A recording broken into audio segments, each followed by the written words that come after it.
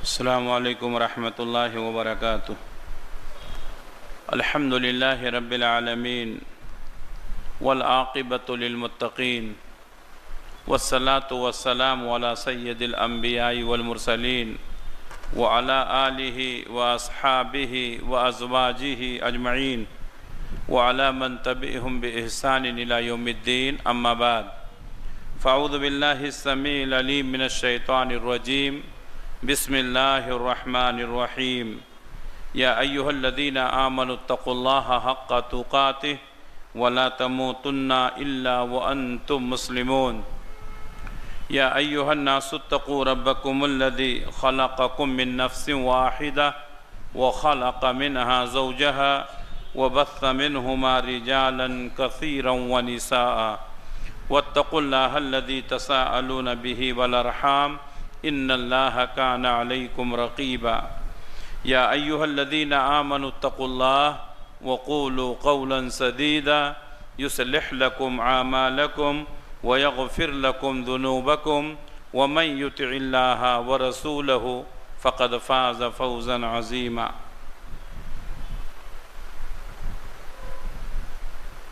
معزز اور موقر علماء کرام، عزیز ساتھیوں، دوستوں، بزرگوں، پردہ نشین ماں اور بہنوں، آج کا یہ پروگرام جو اصلاح امت کے نام پر منعقد ہے، جس کی صدارت فضیلت الشیخ عبدالوہاب عبدالعزیز جامعی حفظہ اللہ، امیر صوبائی جمعیت اہل حدیث کرناٹک و گوا انجام دے رہے ہیں، اور ہمارے ساتھ جناب محمد اسلم خان صاحب، ناظم صوبائی جمعیت اہل حدیث کرناٹک و گوا بھی موجود ہیں۔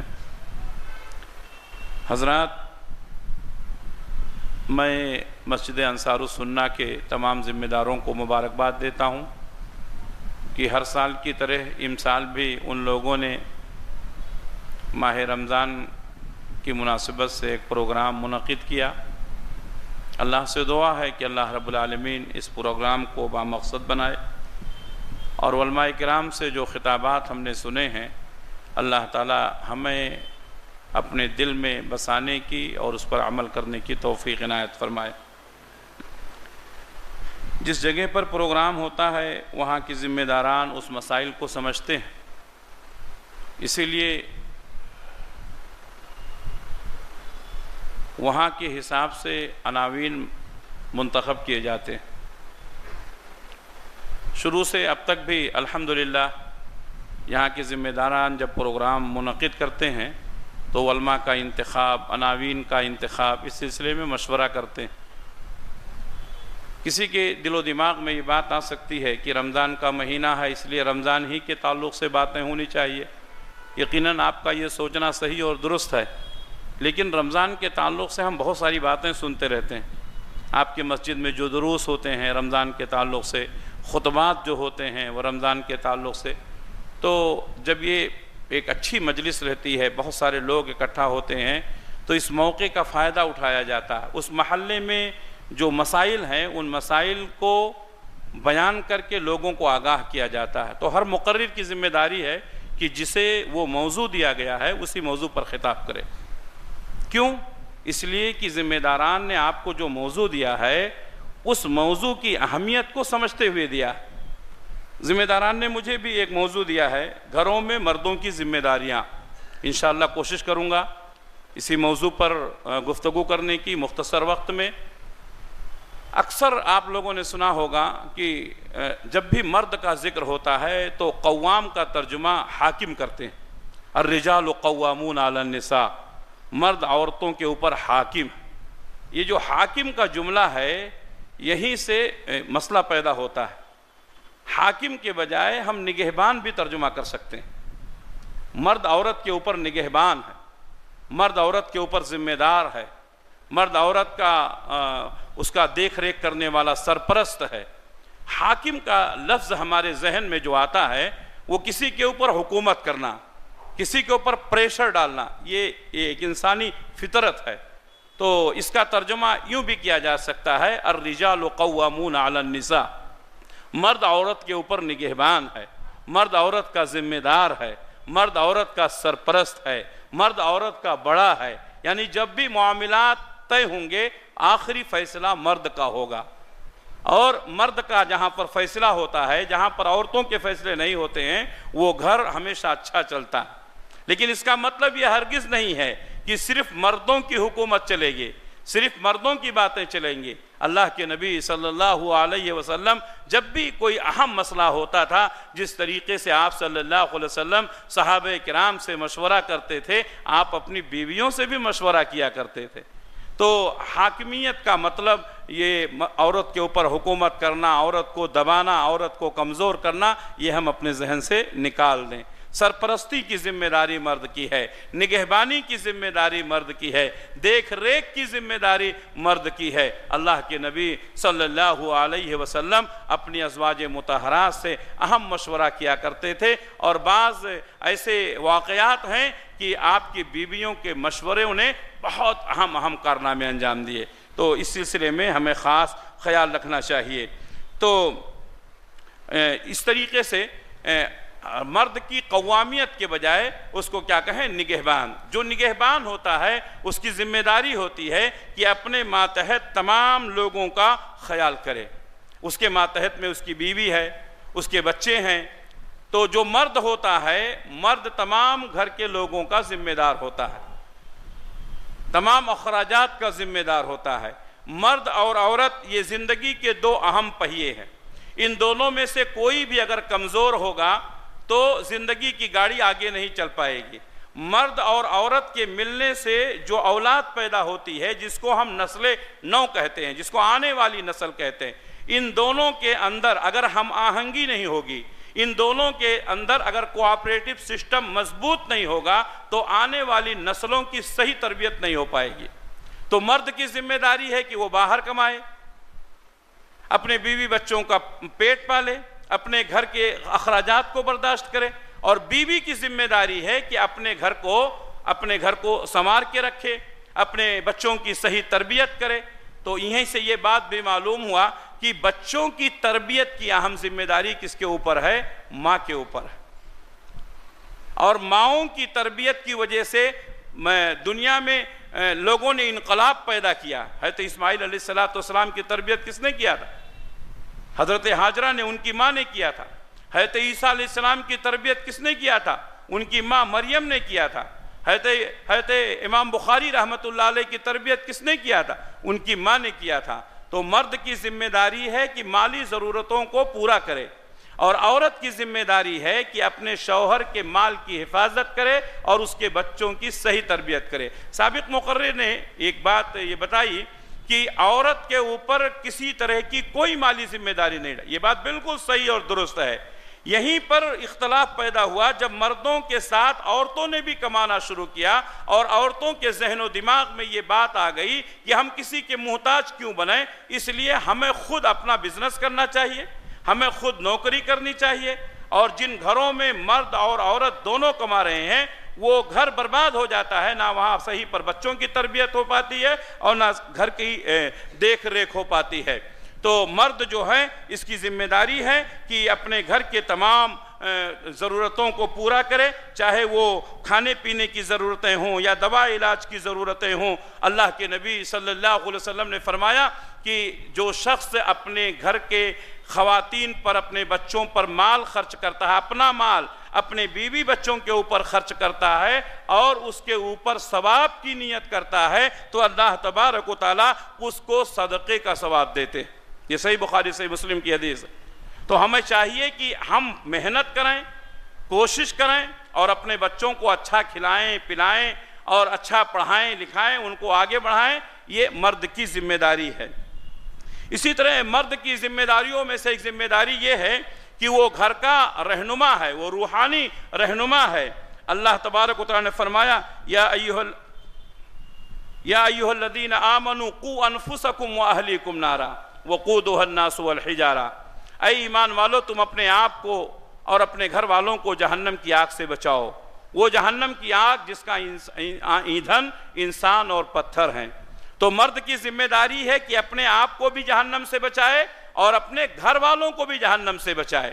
اللہ کے نبی صلی اللہ علیہ وسلم اپنے گھر والوں کے بارے میں کتنے حساس ہوتے تھے۔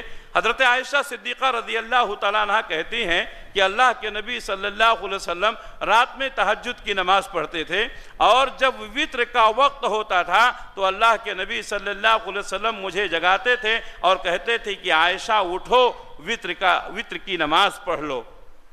پیارے نبی صلی اللہ علیہ وسلم نے ایک حدیث میں فرمایا کہ ایک شخص جو رات میں نماز کے لیے اٹھتا ہے، قیام اللیل کے لیے اٹھتا ہے، اور اپنی بیوی کو بھی جگاتا ہے، اور بیوی نہیں اٹھتی ہے تو اس کے چہرے پر پانی کا چھینٹا مارتا ہے، اسی طریقے سے بیوی نماز کے لیے، قیام اللیل کے لیے اٹھتی ہے اور اپنے شوہر کو جگاتی ہے، اور وہ شوہر نہیں اٹھتا ہے تو اس کے اوپر ٹھنڈے پانی کا چھینٹا مارتی ہے۔ تو اس طریقے سے شوہر بیوی کا معاون اور بیوی شوہر کا معاون ہوتے ہیں۔ تو اللہ کے نبی صلی اللہ علیہ وسلم نے فرمایا کہ ایسے لوگوں کو اللہ تعالیٰ ذاکرین اور ذاکرات میں شمار کرتا ہے۔ لیکن آج کتنے لوگ ایسے ہیں، آپ سچے دل سے پوچھئے کہ ہم فجر کی نماز کے لیے آتے ہیں، ہمارے گھر میں ہماری بیوی، ہمارے بچے فجر کی نماز کے لیے اٹھتے ہیں کہ نہیں؟ کیا ہماری ذمہ داری نہیں ہے؟ یا ایھا الذین آمنوا قوا انفسکم واہلیکم نارا وقودھا الناس والحجارہ۔ جہاں ہم اپنے لیے فکر مند ہوتے ہیں وہیں ہم اپنے بیوی بچوں کے لیے بھی فکر مند۔ ایسا نہ ہو کہ ہم تو جنت حاصل کر لیں لیکن ہماری بیوی جنت سے محروم ہو جائے، ایسا نہ ہو کہ ہم جنت حاصل کر لیں لیکن ہمارے بچے جنت سے محروم ہو جائیں۔ ہم اپنے بچوں کو آگے بڑھنا دیکھنا چاہتے ہیں، ہم اپنے بچوں کو ترقی کرتے ہوئے دیکھنا چاہتے ہیں۔ ہمارا بچہ بیمار ہو جائے تو ہم اس کو اچھے سے اچھے ڈاکٹر کے پاس لے جا کر کے اس کا صحیح علاج کروانا چاہتے ہیں۔ میرے بھائیوں، جسمانی علاج سے زیادہ ضروری روحانی علاج ہے۔ اگر آپ اپنے بچوں کی صحیح تربیت نہیں کریں گے، قیامت کے دن اللہ تبارک و تعالیٰ پوچھے گا کہ ہم نے تجھے اولاد دیا تھا، فماذا علمتہ وماذا ادبتہ، تو تو نے اس کو کون سی تعلیم سکھائی، تو نے کون سا ادب سکھایا؟ تو ضروری ہے کہ ہم اپنے ساتھ ساتھ اپنی بیوی بچوں کی بھی فکر کریں۔ اللہ کے نبی صلی اللہ علیہ وسلم اپنے بیوی بچوں کی فکر کرتے تھے۔ رمضان کا مہینہ چل رہا ہے، آپ نے بارہا وہ حدیث سنی ہوگی جب آخری عشرہ شروع ہوتا تھا، اذا دخل العشرہ احیا لیلہ واستیقظ اہلہ وشد میعذرہ۔ اللہ کے نبی صلی اللہ علیہ وسلم کا طریقہ یہ تھا کہ 20 رمضان تک آپ مسجد میں آتے، نماز پڑھتے، چلے جاتے، یا اسی طریقے سے گھر میں نماز پڑھتے، لیکن جب آخری عشرہ ہوتا اللہ کے نبی صلی اللہ علیہ وسلم کمر کس لیتے تھے۔ احیا لیلہ، آپ راتوں میں شب بیداری کرتے تھے، واستیقظ اہلہ، اور آپ نے گھر والوں کو بھی جگاتے تھے، وشد میعذرہ، اور آپ اپنی کمر کس لیتے تھے۔ اللہ کے نبی صلی اللہ علیہ وسلم اکیلے جاگتے کافی ہوتا، لیکن آپ صلی اللہ علیہ وسلم نے اپنے گھر والوں کو کیوں جگایا؟ اس لیے کہ جس نعمت کو پانے کے لیے ہم محنت کر رہے ہیں ہماری گھر والیاں اس سے محروم نہ رہیں۔ آج آپ لوگ پروگرام کے لیے آئے، کتنے مبارک ہیں وہ لوگ جو اپنے آپ کو پروگرام میں لائے اور اپنے گھر کی خواتین کو بھی لائے۔ جہاں آپ نے دین کی باتیں سنی انہوں نے بھی دین کی باتیں سنی۔ وہ لوگ جو ہمیشہ اپنا خیال تو رکھتے ہیں لیکن اپنے بیوی بچوں کو موقع نہیں دیتے ہیں، انہیں اپنی اصلاح کرنی چاہیے۔ یہ مرد کی ذمہ داری ہے کہ خواتین کو دین سیکھنے کا موقع فراہم کریں۔ یہ وہ مواقع رہتے ہیں جہاں خواتین دین سیکھ کر کے آپ کے بچوں کی صحیح تربیت کر سکتی ہیں۔ اللہ کے نبی صلی اللہ علیہ وسلم نے فرمایا، کلکم راع وکلکم مسئول عن رعیتہ، تم میں سے ہر شخص ذمہ دار ہے اور ہر شخص سے اس کی ذمہ داری کے متعلق سوال کیا جائے گا۔ تو ہمیں چاہیے کہ اپنی ذمہ داری کا احساس کرتے ہوئے اس چیز کا خیال کریں کہ اپنی خواتین کو بھی اپنی نیکیوں میں شامل کریں، عبادتوں میں شامل کریں، اور ان کو بھی عبادتیں کرنے کا موقع فراہم کریں۔ اسی طریقے سے بہت سارے لوگ رمضان کے مہینے میں خواتین کو صرف کام میں لگا دیتے ہیں، صبح میں، شام میں کھانا پکانا، لوگوں کے لیے انتظام کرنا، اور بعض خواتین بھی یہی سمجھتی ہیں کہ ہم روزے داروں کے لیے کھانا تیار کر رہے ہیں، افطار تیار کر رہے ہیں، سحری تیار کر رہے ہیں، یہی ہمارے لیے کافی ہے۔ نہیں میرے بھائیوں، اپنی بیویوں کو عبادت کرنے کا موقع فراہم کرو، اپنی بیویوں کو عبادت کرنے کا موقع فراہم کرو، ان کو مسجدوں میں آنے کا موقع دو، ان کو دین سیکھنے کا موقع دو، ان کو نماز پڑھنے کا موقع دو۔ اللہ کے نبی صلی اللہ علیہ وسلم فرماتے ہیں کوئی بھی خاتون اگر وہ مسجد میں آنا چاہتی ہے تو اس کے لیے مسجدوں کے دروازے نہ بند کیے جائیں، اس کے لیے دین سیکھنے کے دروازے نہ بند کیے جائیں۔ لیکن افسوس ہے ہم جس ملک میں رہتے ہیں یہاں اہل حدیثوں کے علاوہ تمام لوگوں نے اپنی خواتین کے لیے مسجدوں کے دروازے بند کر دیے اور عیدگاہوں کے دروازے بند کر دیے۔ نتیجہ کیا ہوا؟ ان لوگوں نے درگاہوں میں جانا شروع کر دیا، ان لوگوں نے مزاروں میں جانا شروع کر دیا، ان لوگوں نے مالوں میں جانا شروع کر دیا۔ کاش ان لوگوں کے لیے مسجدوں کے دروازے کھولے گئے ہوتے، ان کو دین سیکھنے کا موقع فراہم کیا گیا ہوتا تو آج امت کی یہ حالت نہ ہوتی۔ آپ کو معلوم ہونا چاہیے کہ جن لوگوں نے خواتین کے لیے مسجدوں کے دروازے بند کیے، صرف وہ خواتین کے لیے مسجدوں کے دروازے نہیں بند کیے ہیں بلکہ آنے والی نسلوں کے لیے انہوں نے مسجدوں کے دروازے بند کر دیے ہیں، اس لیے کہ جب خواتین نہیں آئیں گی تو ان کے بچے نہیں آئیں گے۔ اسی لیے ہم دیکھتے ہیں بہت ساری مسجدوں میں مرد حضرات تو دکھائی دیتے ہیں لیکن بچے نہیں دکھائی دیتے ہیں۔ اللہ کے نبی صلی اللہ علیہ وسلم کے زمانے میں خواتین مسجدوں میں آ کر نماز پڑھا کرتی تھیں۔ آپ صلی اللہ علیہ وسلم کے زمانے میں خواتین اپنی بچوں کو لے کر آیا کرتی تھیں۔ پیارے نبی صلی اللہ علیہ وسلم فرماتے ہیں میں نماز کے لیے کھڑا ہوتا ہوں، میں قرأت شروع کرتا ہوں، دل چاہتا ہے کہ قرأت لمبی کروں، ایک بچے کے رونے کی آواز آتی ہے، اللہ کے نبی صلی اللہ علیہ وسلم فرماتے ہیں اس بچے کی رونے کی آواز سن کر کے میں اپنی نماز کو ہلکی کر دیتا ہوں کہ کہیں بچے کے رونے کی وجہ سے اس کی ماں کی نماز میں ڈسٹرب نہ ہو جائے۔ میرے بھائیوں، آج ہماری مسجدوں میں بچے ہیں الحمدللہ، جس دن یہ بچے نہیں آئیں گے ہمیں اپنے مستقبل کی فکر کرنی ہوگی۔ میرے بھائیوں، اللہ کے نبی صلی اللہ علیہ وسلم مسجد میں خود اپنے بچوں کو لے کر آتے تھے۔ آپ صلی اللہ علیہ وسلم نماز پڑھتے تھے، آپ کی نواسی حضرت زینب کی بیٹی، اللہ کے نبی صلی اللہ علیہ وسلم جب کھڑے ہوتے اس کو گود میں اٹھا لیتے، نماز پڑھا رہے ہیں اور آپ کی نماسی آپ کی گود میں ہے، پھر آپ رکوع میں جاتے، سجدے میں جاتے، پھر آپ اس کو اتار دیتے، پھر کھڑے ہوتے، پھر گود میں اٹھا لیتے۔ اللہ کے نبی صلی اللہ علیہ وسلم اپنے بچوں کو خود لے کر آتے۔ ایک دفعہ اللہ کے نبی صلی اللہ علیہ وسلم نماز پڑھا رہے ہیں، نماز میں آپ نے ایک سجدہ بہت لمبا کر دیا۔ اللہ کے نبی صلی اللہ علیہ وسلم کا معمول ایسا نہیں تھا، صحابہ کرام نے انتظار کیا، اللہ کے نبی صلی اللہ علیہ وسلم نماز سے فارغ ہوئے۔ ایک صحابی نے کہا کہ اے اللہ کے رسول، آج آپ نے دوران نماز ایک سجدہ بہت لمبا کر دیا۔ پیارے نبی نے فرمایا ہوا یہ کہ جب میں سجدے میں گیا میرا نماسا حضرت حسن رضی اللہ تعالیٰ عنہ میری گردن پر آ کر بیٹھ گیا اور وہ گردن پر کھیل رہا تھا، میں نے اس کو ڈسٹرب نہیں کیا اور وہ گردن پر بیٹھا رہا۔ جب وہ میری گردن سے اترا تو میں نے سجدے سے سر اٹھایا۔ پیارے نبی اپنی اولاد سے کتنی محبت کرتے تھے۔ میرے بھائیوں، ایک مرد ہونے کے ناطے ہماری ذمہ داری ہے کہ ہم اپنی بیویوں کو دین سیکھنے کا موقع دیں، اپنے بچوں کو دین سیکھنے کا موقع دیں اور ان کے لیے مواقع فراہم کریں۔ اسی طریقے سے مردوں کی جو گھروں میں ذمہ داریاں ہیں اس میں سے ایک ذمہ داری یہ ہے کہ گھر میں عدل اور نرمی کا معاملہ کریں۔ آج بہت سارے لوگ ہوتے ہیں بیویوں پر بھڑک جاتے ہیں، بھئی رمضان کا مہینہ ہے، دوسرے مہینوں میں بھی کبھی نمک زیادہ ہو گیا، کبھی کوئی چیز کچی رہ گئی، کبھی کھانا پکانے میں کسی طرح کی کوئی اونچ نیچ ہو گیا، لوگ بھڑک جاتے ہیں۔ اللہ کے نبی صلی اللہ علیہ وسلم کبھی بھی ایسا نہیں کرتے تھے۔ ہمیں چاہیے کہ ہم ایک دوسرے کا احترام کریں۔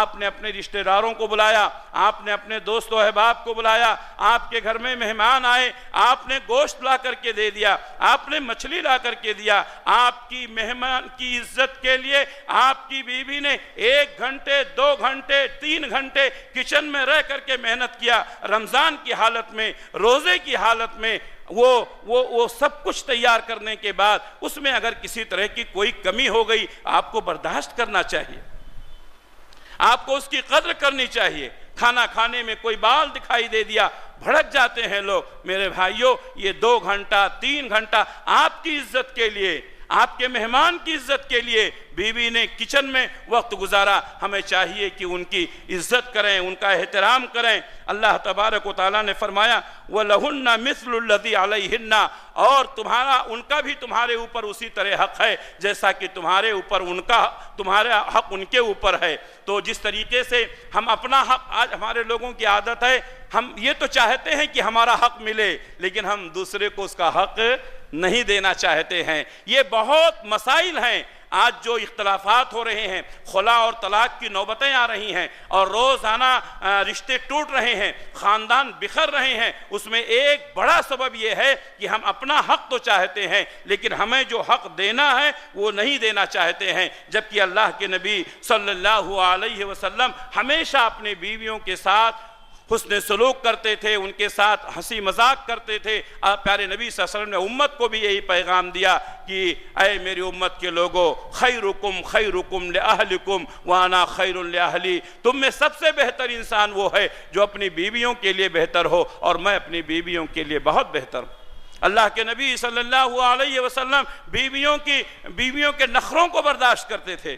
آپ صلی اللہ علیہ وسلم بیویوں کی کوتاہیوں کو برداشت کرتے تھے۔ ایک دفعہ ایک بیوی نے نبی صلی اللہ علیہ وسلم کے پاس ہدیہ بھیج دیا۔ آپ اس وقت دوسری بیوی کے گھر میں تھے، حضرت عائشہ صدیقہ رضی اللہ تعالیٰ عنہ کے گھر میں تھے۔ سوکنوں کا معاملہ رہتا ہے۔ حضرت عائشہ صدیقہ رضی اللہ تعالیٰ عنہ غصے میں آ گئی اور آپ نے وہ برتن پٹک دیا۔ برتن مٹی کا تھا، ٹوٹ گیا۔ اللہ کے نبی صلی اللہ علیہ وسلم کچھ نہیں بولے، آپ مسکرائے، آپ نے برتن کے ٹکڑے کو اٹھایا اور جوڑنا شروع کیا۔ کہا عائشہ تم اتنا غصہ ہو گئی، کوئی بات نہیں ہے، چلو سالن تو ضائع ہو گیا، لیکن اس کا برتن جو تم نے توڑا ہے اس کے برتن کے بدلے میں تم اسے ایک برتن دو۔ میرے بھائیوں، یہ تھا اللہ کے نبی صلی اللہ علیہ وسلم کا مزاج۔ عورتوں کے درمیان آپ انصاف کیا کرتے تھے، آپ عورتوں کے درمیان عدل کیا کرتے تھے۔ اسی طریقے سے آپ صلی اللہ علیہ وسلم عورتوں کا ہاتھ بٹاتے تھے۔ حضرت عائشہ صدیقہ رضی اللہ تعالیٰ عنہ سے کسی نے پوچھا کہ اللہ کے نبی صلی اللہ علیہ وسلم جب گھر میں ہوتے ہیں تو کیا کرتے ہیں؟ کہا جو گھر کا کام ہوتا ہے وہ کرتے ہیں۔ گھر کا کام کرنا، اپنے گھر کا کام کرنا، یہ کوئی عیب کی بات نہیں ہے۔ میرے بھائیوں، گھر میں مختلف قسم کے مسائل ہوتے ہیں۔ کبھی کبھی گھر میں خواتین کی تعداد زیادہ ہوتی ہے، بیوی بھی ہے، ماں بھی ہے، بچیاں بھی ہیں، سب کام کر رہی ہیں، الحمدللہ آپ کی کوئی ضرورت نہیں ہے، گھر کے کام ہو جا رہے ہیں۔ لیکن کبھی کبھی ایسا ہوتا ہے گھر میں کوئی بیمار ہو گیا، کوئی کھانا پکانے والا نہیں ہے، صرف آپ کی بیوی ہے یا آپ کی بیٹی ہے یا آپ کی ماں ہے۔ آپ ایک شوہر کی حیثیت سے، آپ ایک باپ کی حیثیت سے، آپ ایک بیٹے کی حیثیت سے گھر کے مسائل کو سمجھیں، ضرورت پڑے تو گھر کے کاموں میں ہاتھ بٹائیں۔ اللہ کے نبی صلی اللہ علیہ وسلم کائنات کے سب سے اچھے انسان، لیکن آپ اپنا کام خود کر لیا کرتے، آپ اپنے کپڑے دھو لیتے تھے، آپ اپنے جوتے سی لیتے تھے، آپ اپنا بستر بچھا لیتے تھے۔ آپ صلی اللہ علیہ وسلم نے اپنے کام کے لیے کبھی کسی کو حکم نہیں دیا، لیکن آج ہمارا حال یہ ہے کہ ہم صرف آرڈر کرتے ہیں۔ ہم جب گھر میں آتے ہیں تو صرف غصے کی حالت میں آتے ہیں۔ میرے بھائیوں، یہ صحیح نہیں ہے۔ اللہ کے نبی صلی اللہ علیہ وسلم خود اپنا کام کرتے تھے۔ جو کام آپ خود کر سکتے ہیں بہتر ہے کہ وہ آپ خود کریں، اور ضرورت پڑے تو گھر کے کاموں میں بیوی بچوں کا ہاتھ بٹائیں۔ اسی طریقے سے گھروں کے معاملے میں مردوں کی ذمہ داری یہ ہے کہ گھر کے ہر فرد کی تربیت پر خاص توجہ دیں، اپنے بچوں کی تربیت کا خیال کریں۔ بچے 7 سال کے ہو جائیں تو ان کو نماز کی تعلیم دیں، اور اللہ کے نبی صلی اللہ علیہ وسلم نے فرمایا جب 10 سال کے ہو جائیں اور وہ نماز نہیں پڑھیں تو ان پر سختی کریں، ان کو مار کر نماز پڑھائیں۔ تو یہ ضروری ہے، اپنے بچوں کی تربیت کا خاص خیال رکھیں۔ اسی طریقے سے گھر کے مرد حضرات کی یہ ذمہ داری ہے کہ اپنے گھر کے افراد کے درمیان عدل کا معاملہ کریں۔ عدل کا معاملہ خصوصاً بچوں کے سلسلے میں، بیویوں کے سلسلے میں، اگر کسی کی 2 بیوی ہو اور ان کے درمیان وہ عدل کا معاملہ نہیں کرتا ہے، اللہ کے نبی صلی اللہ علیہ وسلم نے فرمایا جاء یوم القیامت وشقہ ساقط، وہ قیامت کے دن اس حال میں آئے گا کہ اس کا ایک پہلو گرا ہوا ہوگا۔ تو اگر کسی کے پاس 2 بیویاں ہیں تو بیویوں کے درمیان عدل و انصاف کا معاملہ کریں، بچوں کے درمیان عدل و انصاف کا معاملہ کریں۔ میراث کے تعلق سے آپ نے بہت ساری باتیں سنی۔ آپ کے پاس اگر اولاد ہیں تو اولاد کے درمیان انصاف کا معاملہ کریں۔ ایک صحابی اللہ کے نبی صلی اللہ علیہ وسلم کے پاس آئے اور کہا کہ اے اللہ کے رسول، میں نے اپنے ایک بیٹے کو ایک سواری دی ہے اور میری بیوی نے کہا ہے کہ ہم اس وقت تک اس کو قبول نہیں کریں گے جب تک کہ اللہ کے رسول صلی اللہ علیہ وسلم اس کی تصدیق نہ کر دے۔ میں آپ کے پاس آیا ہوں۔ اللہ کے نبی صلی اللہ علیہ وسلم نے فرمایا کیا تمہارے پاس ایک ہی اولاد ہے؟ کہا نہیں، اور کئی ہیں۔ اللہ کے نبی صلی اللہ علیہ وسلم نے فرمایا کیا تم نے سب کو دیا؟ کہا نہیں، بس ایک کو دیا ہے۔ ہمارے نبی نے فرمایا ایک تو تم غلطی کرتے ہو اور دوسرے مجھے گواہ بناتے ہو۔ اعدلوا بین اولادکم، اپنے بچوں کے درمیان عدل کیا کرو۔ میرے بھائیوں، یہ بچے جو والدین کے نافرمان ہوتے ہیں اس کی ایک بڑی وجہ یہ ہے کہ باپ محبت میں کسی بیٹے کو زیادہ چاہ دیتے ہیں اور کبھی کبھی بیٹیوں کو زیادہ چاہ دیتے ہیں، اس لیے بچے نافرمان ہو جاتے ہیں۔ ایک باپ کی ذمہ داری ہے کہ ہر بچے کو اسی ایک نگاہ سے دیکھیں، ہر بچوں کے ساتھ عدل و انصاف کا معاملہ کریں۔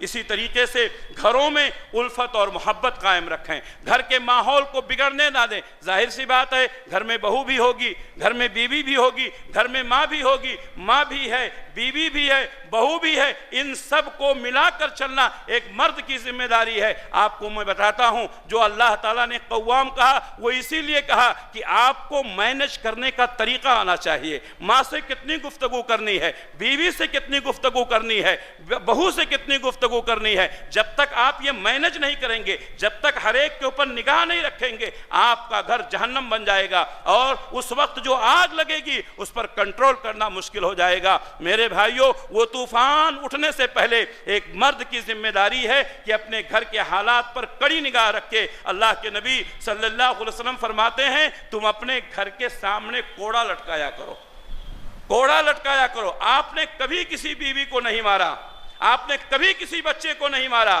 لیکن پھر بھی آپ نے یہ پیغام دیا امت کو کہ سامنے کوڑا لٹکا دیا کرو تاکہ صبح شام بیوی بچے دیکھیں کہ اگر غلطی کریں گے تو یہ کوڑے پڑیں گے۔